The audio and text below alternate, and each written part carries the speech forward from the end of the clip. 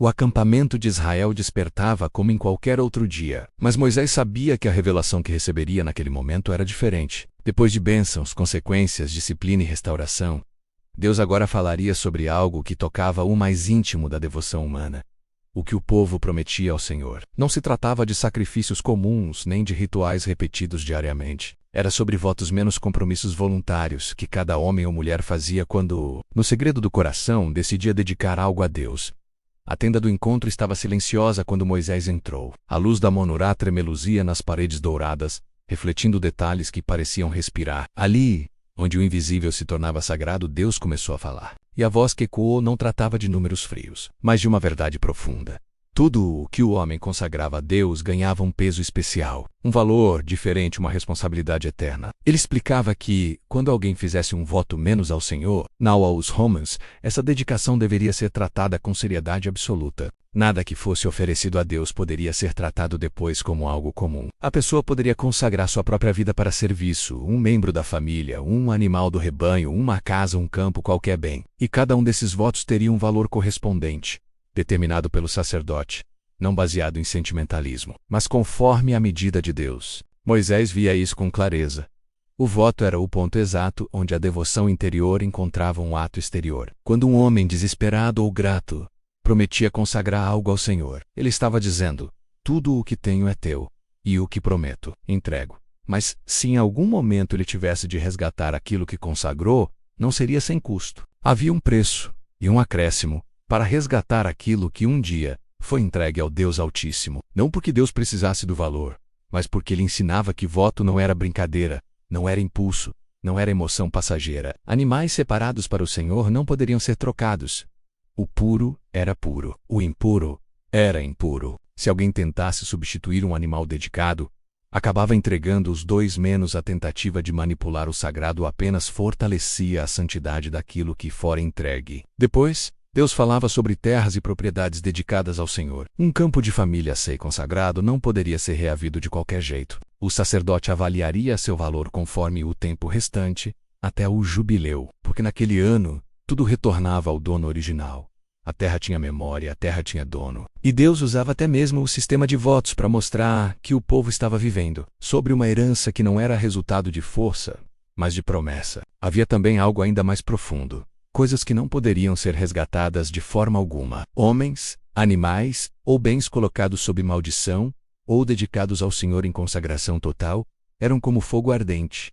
Não voltavam atrás. O que era dedicado de modo absoluto pertencia ao Senhor para sempre. Enquanto Deus falava, Moisés via o povo diante de si como homens e mulheres que muitas vezes faziam promessas no auge da aflição, como quando o medo apertava o peito ou quando a alegria era grande demais para ser contida. E agora o Senhor ensinava que votos eram pontes sem volta. O que era entregue ao Altíssimo precisava ser honrado. O capítulo se tornava ainda mais profundo quando Deus falava sobre o dízimo, menos aquilo que já era sagrado por definição. Parte de tudo que a terra produzia, de cada fruto, cada raiz, cada animal que passasse sob o cajado do pastor, tudo isso pertencia ao Senhor. O dízimo não era voto, era a lembrança constante de que Deus era o dono de tudo, e quando alguém tentasse separar ou trocar aquilo que era santo, acabava consagrando ainda mais. Deus mostrava que aquilo que ele tocava se tornava diferente. Seus sinais eram claros. A terra dele, o povo dele, os bens dele, nada consagrado voltava ao comum sem custo. No silêncio profundo do tabernáculo, Moisés recebia tudo isso como quem segura um documento final da aliança. Levítico, o livro de santidade, estava chegando ao fim. E Deus fechava suas palavras ensinando uma verdade essencial. A devoção não é um impulso emocional, mas um compromisso que carrega a responsabilidade diante do Deus que ouve. E quando Moisés saiu da tenda para transmitir essas últimas instruções ao povo, ele sabia que aquele capítulo final não era apenas um conjunto de regras envolvendo valores e resgates. Era o último chamado da aliança. Um lembrete de que cada promessa feita ao Senhor era um pedaço da vida colocado no altar. Um altar que nunca jamais era tratado como comum. O povo se reuniu diante de Moisés mais uma vez, como havia feito ao longo de toda a jornada, desde o Sinai. As palavras sobre votos, consagrações, avaliações, dízimos e resgates não eram simples orientações administrativas. Eram como pedras que fechavam o arco de toda a revelação de Levítico. Um livro que ensinava Israel a viver perto do Deus Santo. À medida que Moisés transmitia as últimas instruções, as tendas ao redor pareciam escutar. Homens inclinavam a cabeça, Mulheres seguravam crianças com cuidado, anciãos trocavam olhares silenciosos, a mensagem era clara. Tudo que fosse dedicado ao Senhor deveria ser tratado com a mesma reverência com que o sacerdote tratava o altar, o incenso, o sangue e o sacrifício. E então Moisés explicou cada detalhe, como um escriba do sagrado. Se uma pessoa era consagrada por voto, seu valor não era medido por favoritismo ou emoção, mas por um padrão estabelecido por Deus, um padrão que considerava força, capacidade e responsabilidade. Nada era aleatório. O Senhor mostrava que mesmo a devoção voluntária tinha contornos definidos por Ele, não pelo impulso humano. Quando alguém consagrava um animal puro, aquele animal se tornava irrevogável. Não podia ser trocado, não podia ser resgatado.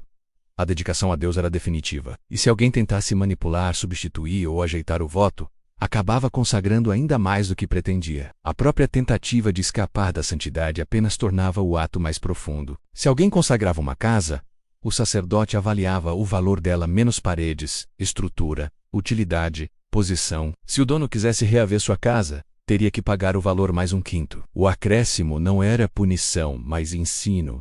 Aquilo que toca o altar retorna marcado pelo sagrado. Quando a consagração envolvia campos da herança familiar, o princípio ficava ainda mais claro. O valor era calculado de acordo com o tempo restante até o jubileu, o ano em que toda a terra voltava para o seu dono original. Era como se Deus repetisse, com voz firme: vocês não são os donos, eu sou. E ali diante do povo Moisés explicava a profundidade disso. Deus estava ensinando Israel a se mover com responsabilidade espiritual e maturidade. Votos não eram espaço para manipulação, nem para barganhas com o céu. Voto era entrega e entrega tinha peso eterno. Então veio a parte que selava tudo, o dízimo. A 10ª parte de tudo, semente, fruto, colheitas, ovelhas, bois, era santo porque Deus havia declarado santo. Não dependia do sentimento do homem, não dependia da intenção. A santidade vinha da ordem. Enquanto Moisés falava sobre o cajado do pastor tocando cada animal, separando o 10º, a imagem parecia ganhar vida. Havia um ritmo santo como um santo como um santo. Um pastor poderia tentar escolher, manipular, trocar, ajustar menos.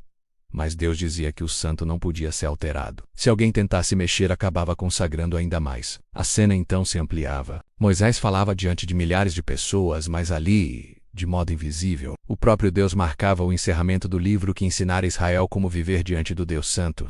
Tudo tinha começado com fogo no Sinai, depois sacrifícios, sangue derramado, glória enchendo o tabernáculo, lais de pureza, dias santos, o jubileu, bênçãos e consequências. Agora, no último capítulo, Deus encerrava dizendo: tudo que vocês me entregam tem peso, tem valor, tem responsabilidade, tem impacto. Vocês vivem diante de mim.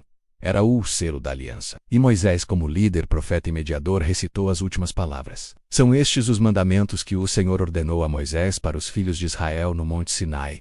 Não havia música de fundo, nem vento forte, nem trovão, mas o silêncio que seguiu a declaração final era tão profundo quanto qualquer manifestação sobrenatural. O povo percebeu que Levítico não era apenas um livro de regras, era um chamado para viver com temor, honra, ordem e consciência diante do Deus que habitava no meio deles. Homens respiraram fundo, como quem entende a responsabilidade do que ouviu. Mulheres fecharam os olhos, guardando as palavras no coração. Crianças, mesmo sem compreender tudo, sentiram o peso do momento.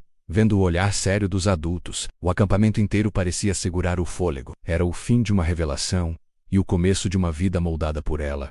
O Sinai estava atrás, a promessa estava à frente. Israel seguia carregando agora o último chamado da aliança: viver de modo santo diante do Deus que os tirou da escravidão, os formou como nação e os chamou para si. Levítico terminava, mas a caminhada da santidade estava apenas começando.